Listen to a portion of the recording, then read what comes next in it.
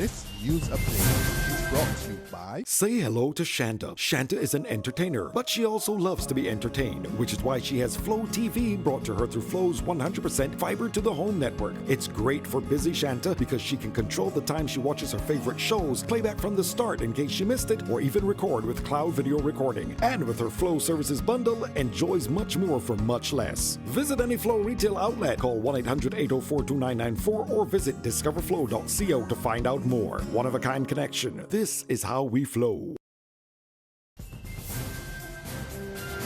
Welcome to this Barbados Today News Update for Tuesday, October 4. Thank you for joining us. I'm Desmond Brown.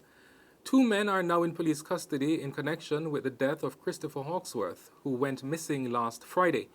Acting Assistant Commissioner of Police responsible for crime management, LeBron Sobers, told Barbados Today this afternoon that the 2 men were being interrogated in relation to the unnatural death of the 54-year-old man.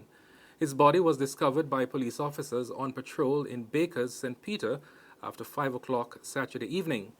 2 years ago, Hawkesworth was accused of involvement in an illegal drugs ring and faced extradition to the United States.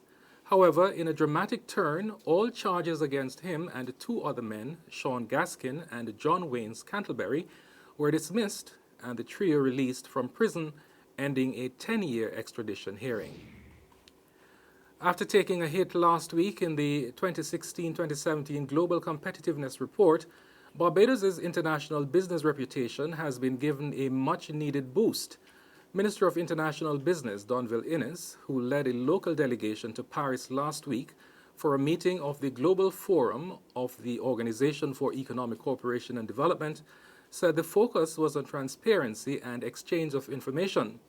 While hailing the talks as successful, Mr. Innes, who took part in the discussions at the level of the 126-member OECD peer group, revealed that in the eyes of the international community, Barbados was no longer viewed as partially compliant, but was now considered to be largely compliant, which he said significantly improves its chances of attracting major investments. And the model we employ is not to beat our chest, not to feel downtrodden because somebody gave us a poor ranking, but to ask ourselves, what can we do to get a better ranking?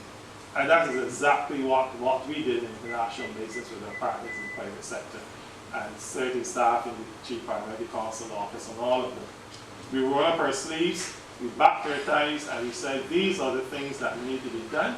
We did it, and Barbados got the ranking of largely compliant last Wednesday. It's one of the best you can get at this point in time. And we're going to celebrate it, not by popping champagne, but by going up there when all is said and done and letting the world know we're going to be able to attract more business to Barbados through this ranking. We're not going to be complacent because in another 2 years, we run the risk of getting a lower ranking. That is why we're going to say we're going to stay on top of our service providers. Some of them may not like a little pressure being applied, but Barbados can do better. Chief Executive Officer of the Barbados Agricultural Society, James Paul, is once again putting forward the argument that the level of poultry imports into the country must be controlled. He described as silly the reasons being put forward in some quarters as to why it is necessary to import poultry into Barbados. Sometimes we have the ridiculous assertion on the part of these people that we have an oligopoly, we have a monopoly, and that we have these people who sit back and control the industry. When in truth and in fact, they somehow either don't live in Barbados or they see conveniently what they want to see. Because underlying the poultry sector in Barbados is an aggressive competition between the various players that we have in the industry. The Rastafarian father, who along with his partner is now before the courts for refusing to send their children to school, says he will accept whatever punishment is handed down when he returns to court on Friday. We hear more in this report from Marie-Claire Williams.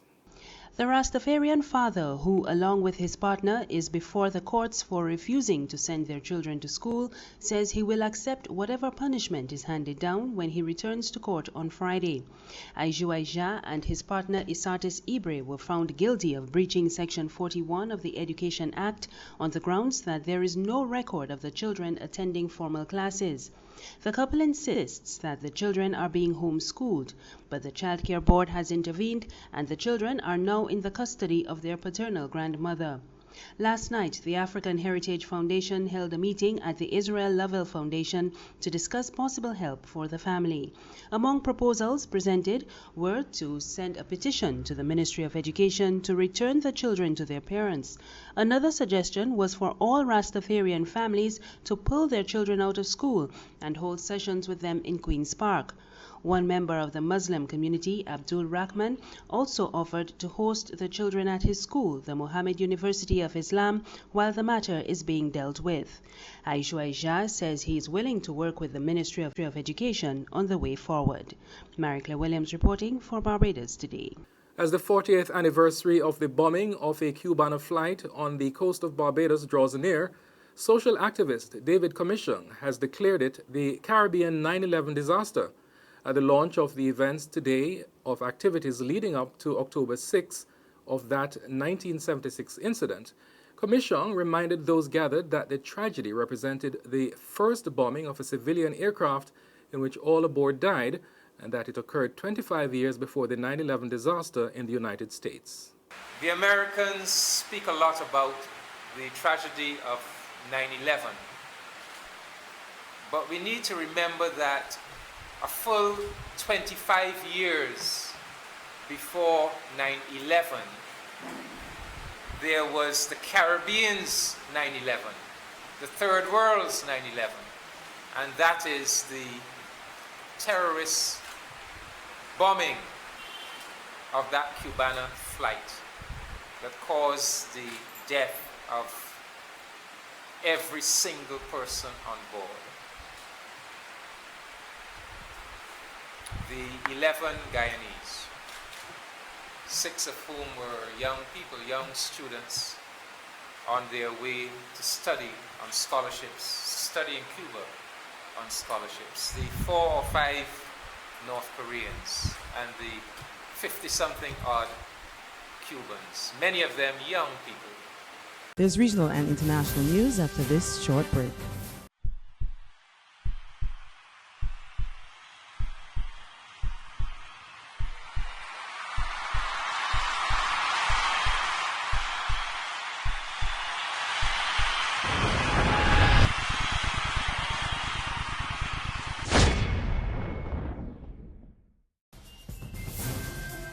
In regional news, even as all eyes are on Hurricane Matthew, the Category 4 storm that is battering Haiti, a new tropical storm formed Tuesday to the south-southeast of the French-speaking Caribbean country.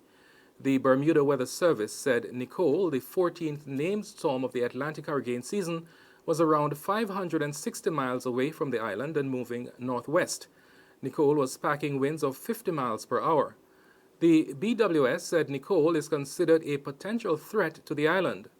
While the system is expected to come closer to the island over the course of the week, coming around 200 miles from the island on Friday morning, the system is expected to weaken and turn almost completely before the weekend. Tropical Storm Carl dumped around 4 inches of rain on Bermuda when it brushed the island 10 days ago, but it caused no serious damage.